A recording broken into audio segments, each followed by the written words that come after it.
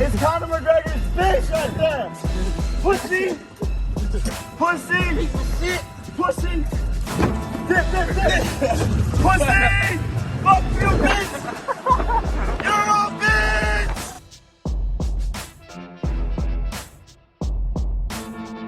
Ultimate Fighting Championship, UFC, President Dana White has offered to let reigning women's bantamweight and featherweight champion Amanda Nunes box YouTube celebrity Jake Paul because, well, I'm not really sure why. Probably because nobody in the mixed martial arts community seems to understand that Paul is a master troll and getting reactions from headline makers is how he makes a living. After all, those water balloons won't pay for themselves. I'm in. Nunes responded on Twitter. Paul managed to keep himself in the combat sports limelight by stiffening former NBA star Nate Robinson on the Mike Tyson pay-per-view (PPV) last month in Los Angeles and hopes to parlay that success into a fight with UFC 257 headliner Conor McGregor. Maybe he can fight this giant slayer instead?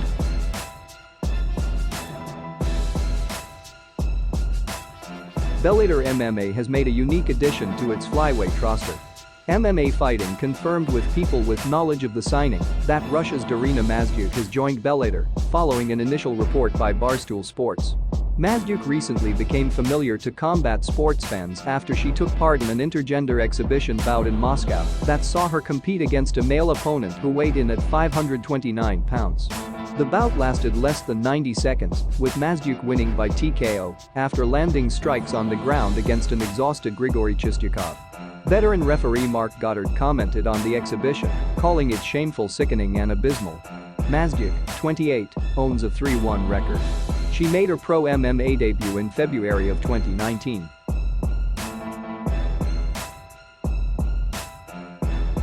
When he gets the weight, we get out for the scale. The client gave to him 2 bottles to hydrate. One bottle he needs to take in 10 minutes, another bottle in 10 minutes. He drink both in 5 minutes. After that, he's supposed to drink 1 liter of the to rehydrate. Yeah, rehydrate. You know what I mean? Rehydrate his body. Yeah. He drink the protein and they eat a soup, because the guys give a soup. When he eat the soup, everything fall apart. Oh. He started to now this. We even don't wait. We don't listen. Dana White, like, you know what I mean, meeting after the waiting. We have everybody have a meeting with Dana White. Yep. And he get out, say, "Oh, I cannot hold here. I'm gonna throw out." And he went for the side. He throw out a little bit. And the start the nightmare, man. Was 30 hours of nightmare. We get out from there, we go direct for the hospital. Dr. D was in the hospital, the UFC director. He's a wonderful doctor, man. He almost saved us. He saved us, like, with the mindset. He has a great mindset. Because I have a conversation with him, but I start to tell the conversation and more, because now I talk. I told you what he tell you, but I explained now what happened. Eu tô falando que depois nós fomos pro hospital. Okay. Yeah. No, and they drink the soup was a mess, man. The soup was so bad for him. I don't know, he not rehydrate well. We go direct for the hospital. What time is this? What time is it approximately? Man, was in the hospital the first time. A primeira vez no hospital foi que horas? A primeira vez foi por volta das 10 horas do dia. Não, mas 10 horas nós pesamos, 11 foi 11h30. 11h30. 9 horas pesamos. Nós pesamos 9, mas a 9 horas. Aí foi no... Mas 11 horas foi a. Foi na sala da conferência. É, na conferência, 11 a.m. He feel really bad. And he not participate in the conference with Dan White. He tried to throw out. And you arrived in the hospital about 11:30. He stayed in the hospital about 3 p.m. on Friday, and he feel little better, and you go to the hotel. I say, you feel better, you feel better. Tá falando que depois nós fomos pro hotel. Okay. You feel better, he sleep. Try to sleep. Don't eat. Try to sleep. He sleep when you wake up. Tu acordou que horas? 7 da noite?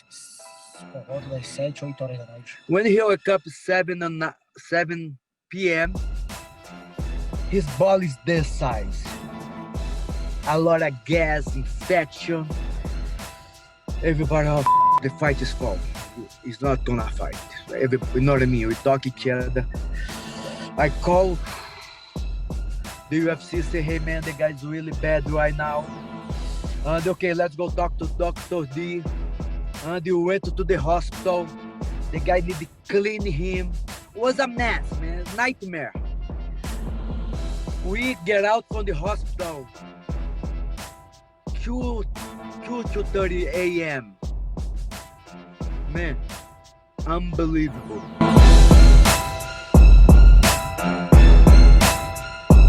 Yeah, Charles is good. Charles is amazing on the ground. Amazing. That's why he's got the most submissions in the UFC ever, right? He holds that record. Nobody in the history I didn't know that. Yeah, more than Royce Gracie.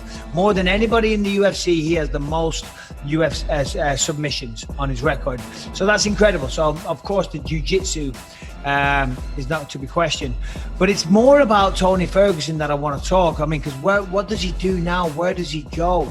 Because, of course, he was the champion in waiting, if you will. If you speak to a lot of Tony Ferguson fans, if you speak to Tony Ferguson, the matchup with Khabib was made 5 times.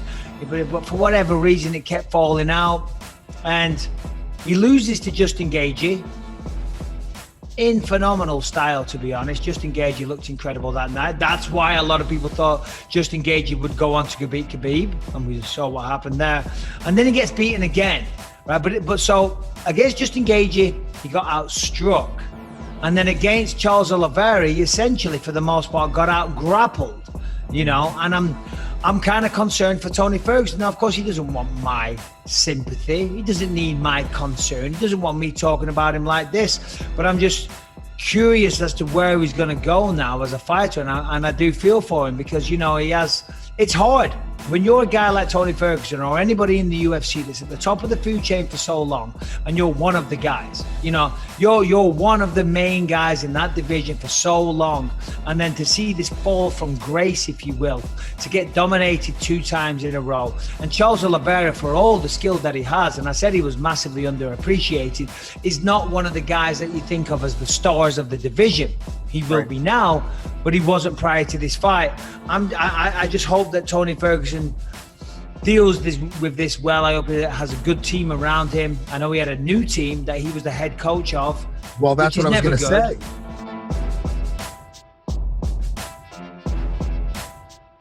Which is a bigger deal for Bellator? I think they're both massive. I think Rumble because sitting on the he's younger. fence. I think Rumble because he's younger. That's why. I think Rumble because he's a tad bit younger, and everybody knows who Rumble is and was. I mean, he's intimidating.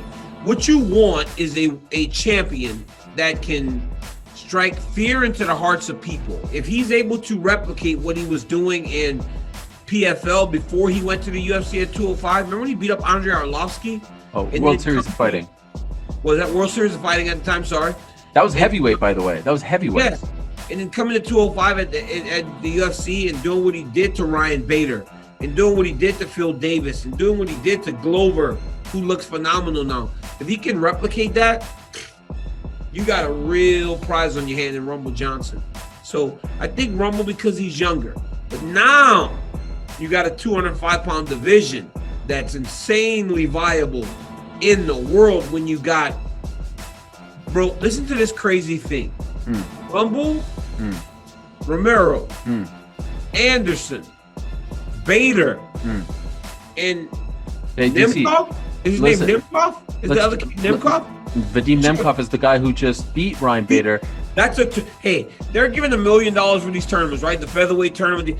That's the tournament for Bellator. There's no ifs, ands, or buts about it. That's the tournament, and I say you do it for $2 million.